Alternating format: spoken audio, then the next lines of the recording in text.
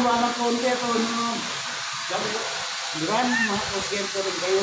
Ako nga kontento na sa 10%. Kasi sabihin, 10%. Hindi ko, na-income niyo.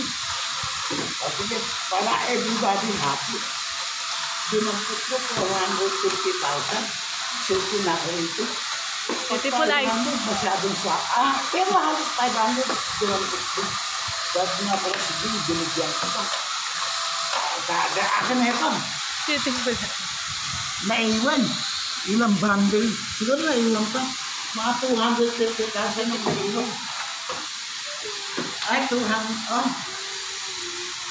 Inilagay ko sa drawer yung pera ko. Akin pa. O ngayon, kaya nakaparkin na. Sabi ko, nakaparkin na kayo lahat. Nari. Sabi ko, sabi sa atak ko. Isa na ang lalaki. O, meron na kami. O, ito ba? Pare-pareho tayo magkakaibigan tayo, Nari. Nakulan na ako na sobra. Kasi tapos na yan eh. Kung ito tingin dumating, uubos na rin. Eh kaso, biglaan dumating. So, pundo ko na ito. Kinikilabutan ako sa dumating na grasya. Sabi ko, damay ko kayo. Para na. Kasi maganda yan.